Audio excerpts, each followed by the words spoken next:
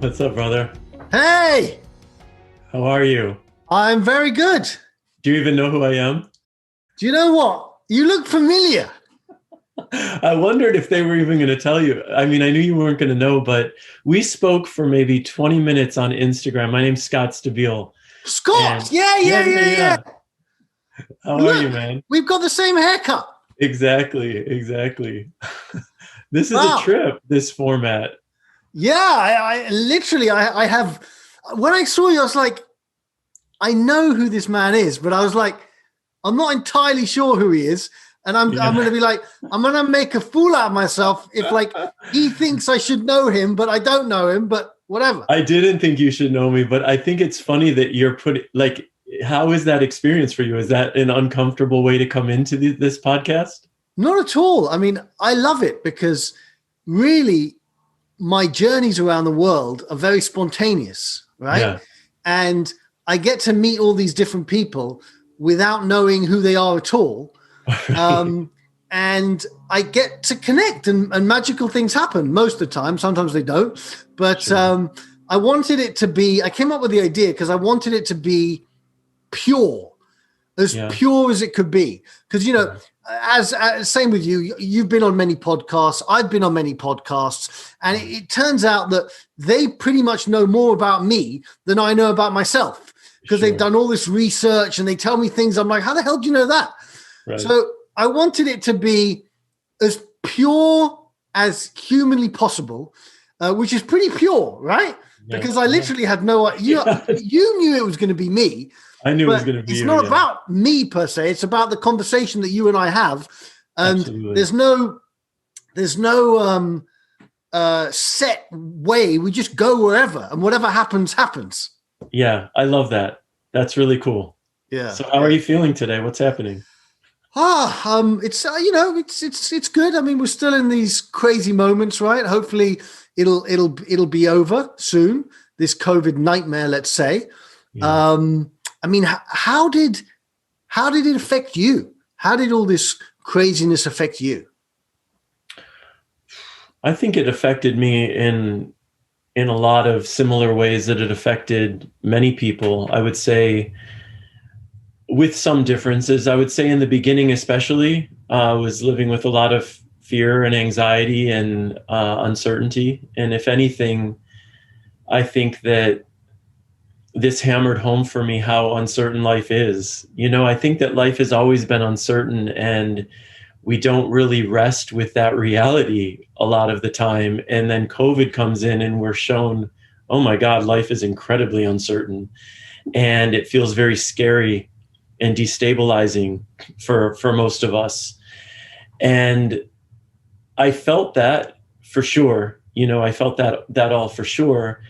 And I was also confronted, Leon, I'm someone who has thought that I had a pretty relaxed relationship with death, and don't live in fear around dying too much. And then so this comes in and here's a reality. And in those beginning weeks, especially when it was like, we're all going to die, it's happening, we're here. Yeah. And what I was shown is that I'm not nearly as relaxed about death as I thought I was. It's like, in some ways I am, but I also wasn't. And for me, I mean, so I'm someone who I'm really invested and engaged in my spiritual journey on this planet, which for me means I pay a lot of attention to what I'm experiencing and what I'm feeling around it and what I'm thinking around it. So for me, it's like, okay, cool. You're not as cool with death as you thought you were. This is a good thing to know. This is a good thing to realize. This is a good thing to explore. What's going on for you around it? You know what I mean? And so I feel like this pandemic has brought up so much of that in so many different ways. It's like, you thought you were peaceful with this and you're seeing you're not, or you thought you weren't peaceful with this and you're seeing you are. And it's like, feel it all, be with it all. If you're able to learn from it all, also don't put pressure on yourself to learn from it all. I'm someone who processes a lot. It's my way. And I'm getting more, well, what's the truth of what I want to say? The truth is, I am getting more relaxed with who I am as a person and whatever choices I'm making around who I am as a person. And what I'm able to see for myself more and more and more, because I practice at it more and more and more, is that no matter what's going on, I can show up with love for myself and remind myself that, hey, baby, you're human, it's okay. And that the more I'm able to do that and the more committed I am to doing that, the more peace it creates in my life, no matter what's happening. And so for me, it comes back to, I think, what I believe, which is love is our greatest healer. And this experience for me has been a reminder: keep bringing yourself back to love, keep bringing yourself back to your heart. And in that space, you're going to know how you need to show up, and you're going to find as much peace as you're able to find. So that's a little bit about what's happening for me with it. What about you? So, well, before I go into me, it's interesting what you said, because clearly you're very connected. You have a very calming, peaceful energy. And I think you're right in to say that, like, let's say it's a cliche, but love is the answer, right? Yeah. But I would imagine, based on the energy that you give off, that you've been going down this path for many years, right? So the question is, how does someone who's not been down this path, who's flipping out because they've turned on the news and they think they're going to die of COVID, right? Yeah. And their fear thermometer has gone through the roof. Yeah. How on earth do they stay connected to that notion that love is the answer when their mind is just destroying them? Turn off the news, first and foremost. Yeah. Truly. I mean, I'm someone who I've consumed a fair amount of news in general. And so the broader answer to your question for me in my life is I'm bringing a lot of awareness to the choices I'm making and paying attention to how those choices are making me feel. So I say turn off the news not as a joke. If by having the news on, you're seeing that your level of anxiety is shooting through the roof, that's an indicator that this isn't a choice that's ultimately serving you. If going out for a walk is an indicator that, it's bringing my anxiety down, connecting to the trees, being outside, breathing in fresh air is actually something that is serving me in a way that feels good for me, that's something to bring awareness to, because then we can give more energy to those choices. You know, I give a lot of workshops and talk a lot about this stuff. And one of the things I hear myself saying as much as anything else is if we only did one thing, and that one thing was to pay attention to the choices we're making and how they make us feel, and give more energy to the choices that uplift us, and start eliminating the choices that deplete us or make us feel like shit. If we only did that, we would change our lives overnight. And I really believe that. I believe it because I see it in my own life. I believe it because you see it in the world. It's all about the choices we're making. But we get so caught up, I get so caught up, all of us get so caught up in this idea that we have to continue to make choices that don't serve us, that we have to watch the news every day and stay informed every day and lock ourselves into this anxiety vortex every day and fear vortex every day. And the truth is we don't. We absolutely don't have to do that. So that is like one thing I would say to people is pay attention to how your choices are making you feel. And even that, as simple as that is, like for me, that is 1 + 1 = 2. That's how simple it is. It doesn't mean that it's going to be easy for us all the time to step outside of the unhealthy choices. I get that, absolutely. But with practice, it becomes easier. And when it isn't easy, and when we find ourselves making unhealthy choices, can we still then show up for ourselves and remind ourselves we're human? It's totally natural as human beings with human minds to make choices that don't serve us some of the time. Can I not offer love and gentleness and kindness to myself even in those moments? And what I'm discovering is, yeah, I can, because I am as committed as I am to paying attention to my choices. I am deeply committed to showing up for myself with love. And so people will say, I don't know how to love myself. I've never been able to love myself. And I will say, are you committed to doing it? Are you willing to do it? Because if you are willing to love yourself, I assure you that the love that you're able to offer others, because people tell me all the time, I'm really good at loving other people. I don't know how to love myself. And to them, I say, well, that love within you is not only designed for other people. That doesn't make any rational or intuitive sense. That love is there for you as well. So if you're able to love other people, how are you loving other people? Are you loving them by offering them kind words when they're beating up on themselves? If that's one way you're loving other people, start practicing at doing that for yourself. When your mind is tearing you to shreds and telling you you're a piece of shit and worthless and not enough, and all of these stories our minds tell ourselves, do what you do for the people you love in your life. Offer yourself words of encouragement. Remind yourself that you are worthy. This is the practice. And in my experience, it is practice, but with continued practice and dedication, it becomes easier. It's not like I have to effort now at showing up for myself in a loving way because I'm so practiced at being aware when my mind is being self-abusive. No, that's bullshit. I'm not going to align with that story. I'm going to offer myself something that resonates with love, because why wouldn't I? Right?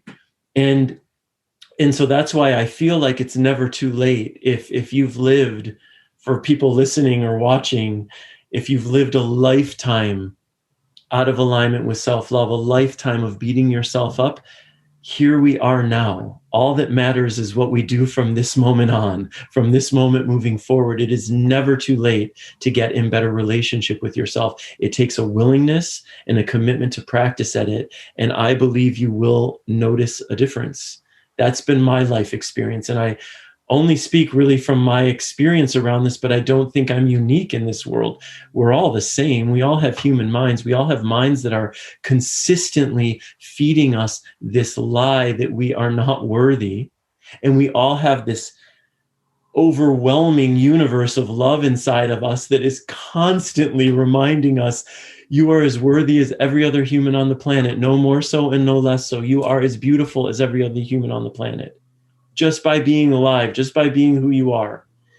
And the more intentionally we connect with that love, with our hearts, the more in alignment we become with those messages. And sometimes when we talk about love, it starts to feel for people like this woo-woo, out of reach, ungrounded thing. But for me, this is the most grounded thing on the planet. This is like who we are. This is what we're made of. This is the force that is creating healing, is creating connection. You are on the road and connecting to people through love. Ultimately, you can call it kindness. Kindness is just a manifestation of love. Compassion is just a manifestation of love. Forgiveness is just a manifestation of love. As I see it, these things are all love in action, right? And this is how we heal. This is how we connect. This is how I believe we change our world. So there, I've talked a lot. No. I mean, it's I could literally just sit here for the next 40 minutes or whatever and just listen to you speak, because you're clearly grounded. When you were talking about choices, yeah. I was like, there's a book in that. Now, have you written a book about choices? I've written a book called Big Love, which is essentially about choosing love in our lives in different scenarios. But I haven't written a book that, I talk about choice a lot. I haven't written a book that's specifically about choices. Well, please do. Because it's such a simple concept, right?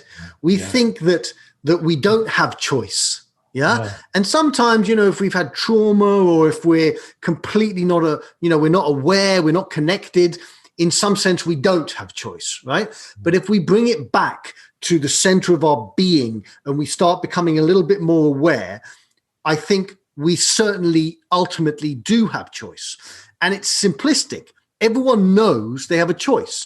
They know that they can choose Netflix or Hulu, right? And it's so simple, right? And it's the same thing. It's like sometimes I talk about kindness. Well, I talk about kindness a lot, actually.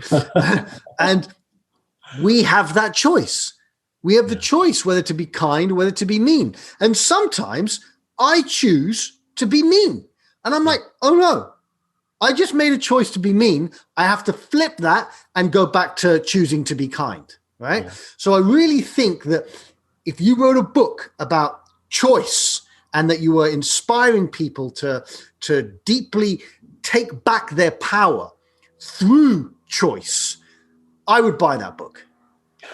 Well, thank you. But I mean, I feel like that's what that's the work you're doing. Like the energy of the work you're doing, as I know it. I'm not hyper familiar with your work, but it's like you're choosing kindness. Yes. So that's the example you're setting for people. You're essentially saying this is what can be created when we center ourselves in the energy of kindness and choose it over and over and over again. And what you're demonstrating is that from that place, we create deep, powerful, profound, loving connection. Absolutely. Right? So you're showing choice. And a lot of my work these days is centered in self-love. So I feel like I'm taking that, what I just said, but applying it to our minds. When your mind is assaulting you with information about your lack of worth, the moment you're aware of it, that's what's happening, because we're living in thoughts without awareness so much of the time. But the moment you're aware that you're in this cycle of self-abuse, you have a choice to do something different. You have a choice to offer yourself words of love, feelings of love, a reminder that you are worthy, that you are enough, that you are a divine being in this reality, right? And our choice lives in that moment of awareness over and over and over again. So let me ask you, what happens when, because I've had this happen many times, when you know what the right choice is, yeah, but you choose the wrong choice. Yeah. What's that about? Well, like, as an example, like if I choose to eat a pint of ice cream in one sitting, exactly, knowing that I'm going to have a stomachache an hour later. Exactly. Something like that. That's about being human. That's really how I approach things like that. It's like that's being human. In that moment, I'm making a choice that I know ultimately isn't unhealthy for me, but my desire for that sugar, my addiction to that sugar, my joy in those first bites of that ice cream takes over. And you know what? That's okay. What the deeper choice for me, we'll go with this ice cream example. So what I used to do around that, because I'm someone who can eat a pint of ice cream in one sitting, no problem, and has done it many, many times. So what I used to do in those moments is I would compound the experience of eating that ice cream with an avalanche of judgment about it. So while I'm eating it, it starts out fine, you're enjoying it, and then I'm eating the whole thing, and then it's like, oh my God, you're really going to eat the whole thing. And then the judgment is, how can you be doing this to your body? Why do you take such poor care of yourself? Why do you have no discipline? Essentially, you are a worthless, monstrous being, right? And what I've gotten a lot better at doing, because I'm consciously choosing to do it, is removing all the judgment. And when I can remove all the judgment, all I'm left with is I'm eating a pint of ice cream. Do you know what I'm saying? Yeah. And so the suffering of that, so yeah, okay, maybe I'll have a stomachache later, but most of the suffering of that experience is created by the judgment I place on it. When we can allow ourselves to get rid of that judgment and just be with whatever it is we're doing in the moment. In this moment, I'm eating a pint of ice cream. Okay, a lot of human beings do that. It's totally okay. I don't have to judge that, right? And still, I can bring awareness to that if I choose to, and recognize when I'm in the bathroom later. It's like, this is what happens when you don't stop halfway through. And if you want to be conscious the next time to prevent yourself from having a stomachache, be conscious and close the lid. But in either scenario, I'm still a worthy being. In either scenario, I don't have to beat up on myself. Do you know what I'm saying? And that for me is where we create so much healing in our relationship with ourselves, is to recognize that when we're making choices that don't ultimately serve our well-being the way we would like to, we serve our well-being by still being kind to ourselves in those moments. Mm. Mm. No, that resonated. And for me, as I'm sitting here chatting with you, I want to know, and maybe the listeners want to know too, is what inspired you to go inwards? Because most people never go inwards. They're always outward focused. Yeah. And the greats go inwards. Doesn't mean they completely, forget about what's going on in the materialistic world. Some people do by going up into the Himalayas and sitting there forever, fine. But many of the greats go in and deal with the external world. What inspired you? What was that moment, if there was a moment, where you chose to delve within? I don't think it was one moment, but it was understanding that as I put all my energy into external forces, I'm not happy. Like, I'm not finding a deeper sense of peace and joy by the outside world, and coming to understand that the only way I'm going to create that is by establishing that within me, or I should say reconnecting to that within me, right? And I think that that's when people are drawn to go in, when they start to see, I have this and I have that and this and blah, blah, blah. And none of that ultimately is creating this much deeper, much more profound sense of peace. And then also at the same time, understanding the moments I have felt most peaceful, most connected to love, most connected to joy were moments when I felt like I was in alignment with what I believe is the divine energy of source within me, this divine love that lives within me, this peace that lives within me, right? And so that's a call constantly to continue to return. Because also what it does is it allows me to show up for others in a different way.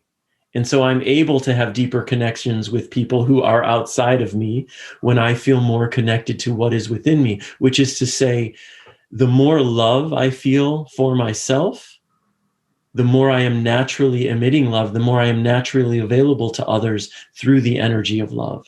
The more kindness I direct toward myself, the more automatic my kindness for other people becomes. I really do believe everything starts from within, which isn't to say, because some people have a really hard time loving themselves and are really good at loving other people. So I don't believe that if you don't love yourself, you can't love others at all. I believe love is this abundant, wild energy, and love isn't making a distinction. Oh, Leon is loving others right now. Now Leon is loving himself. It's like love is just love. Love everyone as much as you can, right? You're going to serve yourself by love. At the same time, I do believe that the more love I generate toward myself, the more I have to give in general. But I think I'll ask you, what I was going to say is I think many of us come to discover that what we're seeking is alive within us. Has that been your experience? Yeah. I mean, I remember a very powerful moment for me was 2001, many years ago, 20 years ago, actually. It was sometime in March, 20 years ago. I was in Nepal. And I was traveling. I was still working as a broker in London. And I went and I spent 2 weeks traveling around Nepal. And I had these epiphanies after epiphanies after epiphanies. But the greatest epiphany I had, I remember I was at this hotel and I went out to the back, big, beautiful backyard, which was basically the Himalayas, right? And the sun was setting. And I felt more connected than I had in my entire life. Right? Maybe as a kid, I felt a little bit more connected, but the memory of being one with everything came back to me. Right? And it was, let's call it my spiritual awakening. There were still many, many dark days to come, but in that moment, I felt deeply connected. And it made me realize that what I was chasing wasn't going to give me that feeling of connection that I'd had on that mountaintop in Nepal. And yes, there's nothing, and this is my theory, there's nothing wrong with making money. There's nothing wrong with going out into the world and being successful and getting whatever you've always dreamt of in the materialistic world, right? But if you don't have those moments of experience of connection to everything, you ultimately will walk through your life disconnected. Yeah. Does that make sense? It makes absolute sense. I think that's how most people walk through their lives. honestly. Yeah. So where would you say you are now in your life in terms of your connection to what feels? It's a good question. So it's not like I do a lot of stuff on kindness. I always tell people it's not about perfection. I am by no means perfect. I am by no means always kind, because I am a human being. I have my good days. I have my bad days. Yeah. But it was interesting yesterday. I do some. I go to this lady who's like an energy healer. She does body work, and it's interesting. At the end of those sessions, I feel very connected. And then by the time I've got on my little Vespa and come home, it takes about 45 minutes, I'm no longer very peaceful or connected. Right? You're pissed off from the traffic. And yeah, basically. And I always say to her, how can I have that feeling that I have for 45 minutes after our the work we do together? How can I have that for more time? And yesterday was one of the first times where it didn't go away after 45 minutes. It kind of stayed for a few hours. Yeah. Right? And I've been doing this for a long time. Yeah. And it's really like building that muscle memory. Yeah. And I said to her yesterday, I said, I'm very lucky because I get to come and see you. And even though I get to come and see you, after 45 minutes, it dissipates. And I've been doing this for 20 years, like working on myself. Yeah. What about those people that have never gone to a therapist? What about those people that have no option to come to an energy healer who's going to do body work on them? How on earth do they get out of their minds and into their hearts? And she didn't really have an answer. It was kind of like muscle memory again, just keep doing it. But I've been doing it for a while and I'm still only 45 minutes in, right? So how do you, that person that's never been to a therapist, that person who's listening now, that's never connected with their truth, has never had that moment in Nepal, how on earth do they get those feelings, get those moments, have those moments of hope? How does that happen? How can you give that to them? Well, one, I don't believe there's a person alive who hasn't connected with that inside of themselves. I think that it's happened for most of us when we were much younger, right? When we felt much freer in that. But even in moments in our lives when we feel really ignited or lit up by something, maybe it's live music, maybe it's a connection you're having with someone you really love and someone you cherish, maybe it's this like crazy bout of laughter, like those are all moments where I feel like we're tapped into something other than our minds, where we're getting out of our minds, which is to say that it is within us. Because I feel what prohibits a lot of people from getting on this path of trying to find that inside themselves is believing that it's not there. And if you can believe, if you have a willingness to believe that it's inside of you, I think that you're going to be much more likely to seek it out. If you are convinced that it's not you, like I talk to so many people throughout my life who say, I don't have a creative bone in my body, right? Have you heard that from people? And it's like, to that, I would say now, it's like, really? Were you a child? Did you ever think of anything with your imagination that didn't exist? Of course you have a creative bone. We are creativity. We are creative. We are the embodiment of creative energy, right? But we are conditioned from such a young age to stifle our imaginations, to stifle anything that lives outside of the societal expectations of who we're supposed to be and what we're supposed to think and who we're supposed to love and how we're supposed to love, that believing that energy that is within us before all that conditioning still exists can be tough. So to people listening, what I would say is trust that it is within you. That which you are seeking, if you are seeking a deeper connection to love, that love lives within you. If you're seeking a deeper connection to creativity, that creativity is alive within you. And the things that we can do to excite those energies, to excite those realities that we are seeking, is to get really curious and really intentional about resonating with them. So what does that look like for me? if I want more love in my life, if I want to be more self-loving and I'm not experiencing that in my life, I am going to write letters to the love that lives within me. I'm not even joking. I believe you. I mean, literally, Yeah. dear love inside of me, I am not feeling you as much as I would like to feel you in my life. And I believe you're there and I want to resonate with you and I want to play with you and I want to connect with you. Please show yourself to me. I would go deep into prayer. Dear love inside of me, I would say all of those things. I would acknowledge, because a lot of people tell me, I don't know how to love myself. A lot of people come to my workshops, which are often about self-love, and tell me, I have no idea how to love myself. I never love myself. And I say to them, you are in a workshop that is literally devoted to self-love. So let's at the very least take a moment right now to acknowledge that you are showing up for yourself in an incredibly, profoundly loving way. And I think that a lot of us take a lot of our actions for granted. And we're not really resting in those moments where we actually are igniting self-love. We actually are showing up for ourselves positively. Our minds want to tell us we're never doing it, but our actions speak otherwise often.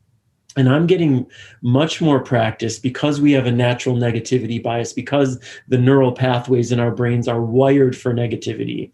I'm being much more conscious and much more intentional about acknowledging those moments where I'm doing something good for myself and really breathing into that and like, look at you.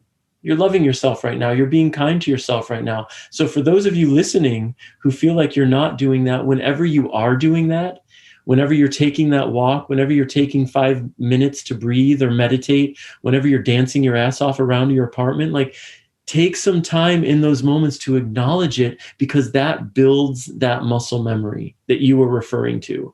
And yeah, it's within us. I get it. Like, not everyone has the resources everyone else has, but everyone has access to the energy of love. Everyone has access to the energy of creativity, and everyone has access to the energy of intention. And the more consciously we play with these energies, the more we ignite them within ourselves. And the more of us who are consciously playing, the more we help to ignite them in other people as well. And what you just said goes back to what you mentioned at the beginning about choice, right? Yeah. What I'm about to say might sound simplistic, but I found it to be true. If I choose to watch a horror movie, I'm going to end up having some pretty dark feelings, right?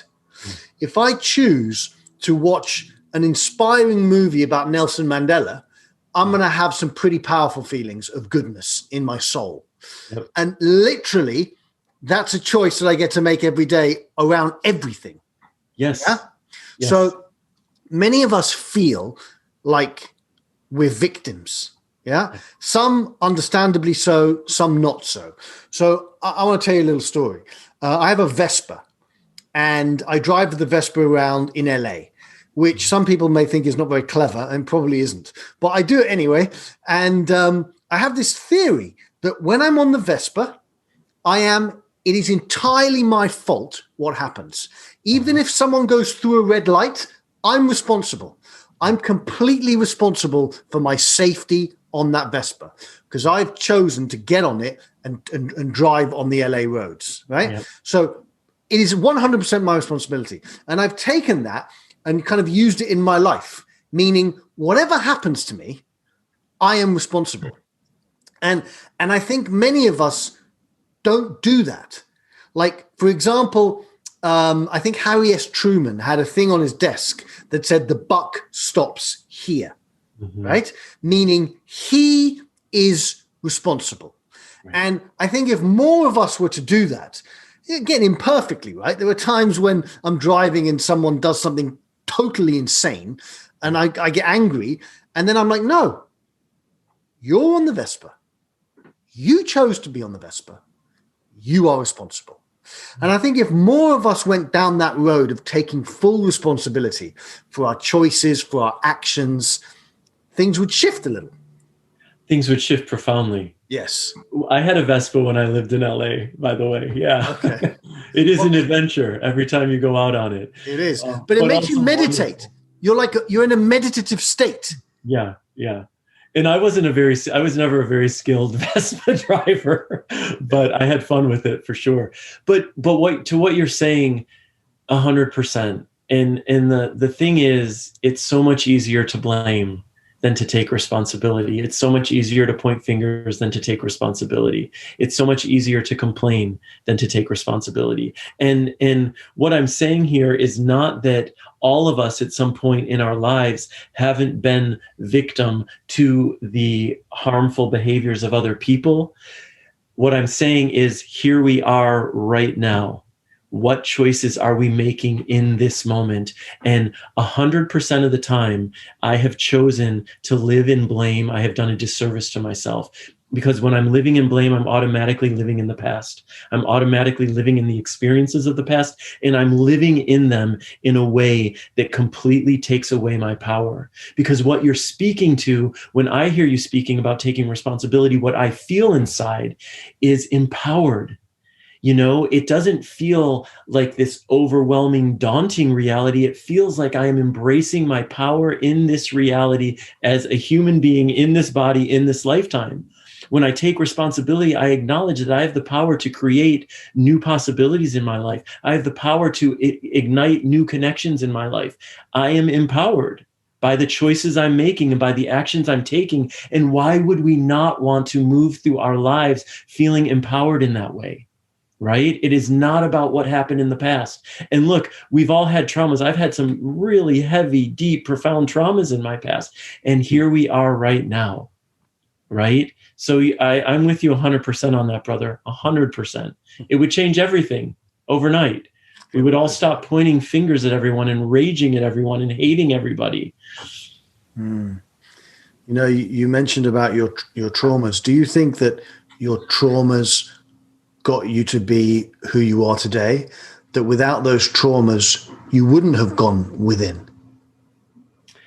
I mean, to that, I would say yes or no, and I have no idea. It's like, it's so hard to really know how what your traumas informed about you, and if you would have made different choices. Like, I'm likely to think, no matter what I experienced in my lifetime, I would have found my way to this love, but I don't know. I can't say for sure. It's hard to know. What I feel like I can say for sure about, I lost my parents when I was 14. They were shot to death. They were murdered in Detroit. And what I feel like I can confidently say about having lived through that trauma is that it helped me to become a deeply compassionate person. And I feel like that is one of the gifts of trauma for all of us, is that in our sadness, in our grief, if we allow ourselves to, we're able to open up to the sadness, the grief, the experience of others in a much deeper way, in a much more profound way. And so I feel like I can directly connect that. I feel like I can reflect on my strength and resilience and see how strong I feel and how resilient I feel in direct relation to having experienced something so traumatic at a young age. So that feels right. Whether or not I would have followed this path of love or been so deep into my spirituality, because a lot of people don't have to go through that to get there. And a lot of people have gone through much worse and not gotten there. You know what I'm saying? So who's to say? Yeah. And I think maybe from my experience, when you go through something, if you find your way through it and you feel your darkness and you feel your pain, then you come out the other side with a sense of humanity, with a sense of compassion, with a sense of empathy that one may not have had you not gone through it. Like I always say that Winston Churchill had a famous quote, and he says, when you find yourself walking through hell, keep walking, right? Because if you stop and you walk back, you don't feel that liberating feeling of having faced the darkness. Yeah. And if you don't stop and you keep on going, I think the capacity to change and to become more human is something that you can experience. Yeah, it's like the only way out is through. It's an acknowledgement, really, that for me, the feelings we try to avoid in our lives usually tend to take ownership over our lives. Yeah. So we're trying to skirt the uncomfortable feelings, and we do that by numbing in any number of ways, whether it's drugs or alcohol or food or sex or social media or whatever it is. We're skirting around what we don't want to feel, instead of what you're saying is going into the hell, going into the discomfort, going into these feelings that we feel like will take us down if we allow for them. But the only way we're able to see that we actually can survive them and live our lives beyond them is if we allow ourselves to be with them. And I've learned that time and time and time again. And I've gotten, again, it's so much of it's with practice. It's like I've gotten much better at being in the uncomfortable feelings. It's like sadness is part of this life. Anxious feelings are part of this life. It's okay. They're not going to kill me. They're not going to crush me, and especially because I know, which is kind of what I was saying in before is like, I know I've got my back. I know that no matter what I'm going through, there is a part of me that will be there saying, I love you. I'm here for you. I support you. You're beautiful. You're worthy. No matter what, I am here. And if we can become that person for ourselves, and I really believe every human being on this planet can become that person for themselves. If you know that no matter what choices you're making, you've got your back, imagine how much more courageous you become in your life. Imagine how much more willing you are to be with your fear and move forward with your fear and make that change that you feel called to make, because you know that even if you fall on your face and fail, and even if all these people judge you for it, you're going to be there for yourself, showing up and saying, no worries, babe. Next time we'll do it differently. Next time it'll go this way. Who cares if people are judging you? We're all judging each other all the time anyway. That's part of this experience, right? But we can be the ones that are nudging ourselves forward and supporting ourselves on this journey. It's always a pleasure to chat with someone, whether it's on this podcast or whether it's in real life, right? Yeah. Who is grounded and connected to everything that we can all be connected to, right? As opposed to, it's not like some special thing. I remember saying to a teacher once, I want to be enlightened. Yes. I want to be enlightened. And he looked at me and just laughed. Yeah. Right. And I was like, I never forgot that. I was like, why the hell did he laugh? But he laughed because being enlightened really just means being human, being connected to your humanity, which everyone has the birthright to do, but we have forgotten. Hundreds of years, thousands of years of programming has made us forget. Yeah. But that's really what it is. And when you're connected and you chat with someone who is clearly on that path and as I said, grounded, it's a beautiful thing because it grounds you as well. Yeah. Right? Yeah, it's a beautiful thing, brother. And these things aren't by accident. It's like it's who you are. So you're creating this podcast and your energy is about this podcast. So you are bringing to this podcast the aligned energy of Leon, who's committed to kindness and love and in vibrational harmony with the divinity within his humanity. Not all the time, because none of us are all the time, of course, but often. Yeah. And commitment and with a willingness to be so as often as possible. So obviously you're going to magnetize conversations that support that desire, and this is the other thing. It's like, this is why choice is so important and why awareness is so important. If you're moving through your life and you're in relationships with people where you feel you're depleted over and over and over again, where you're disrespected over and over and over again, it is incumbent upon you to take responsibility. How are you showing up? How are you magnetizing this situation over and over and over again when someone like Leon has a podcast and he's bringing on all these people where they're having these incredible love connections? Leon is not special. I am not special. No one is special, in that we're all special, but we're also all not special, right? We're just tapped in to what is possible when we are as deeply in alignment with love, kindness, compassion, whatever is possible, and what is created from those places, right? Scott, I think that's a perfect place to end, because it's beautiful. What you just said is kind of encapsulates everything we've spoken about. And I'll say this again. I love this format because A, I had no idea it was going to be you. B, when I saw you, I was like, I think I know this guy, but I'm not entirely sure.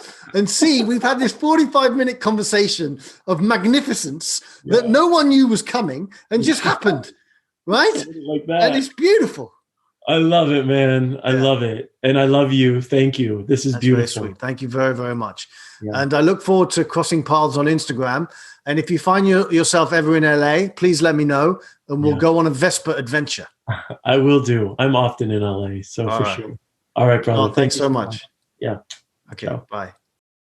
Hello, everyone. It's Leon here, aka The Kindness Guy.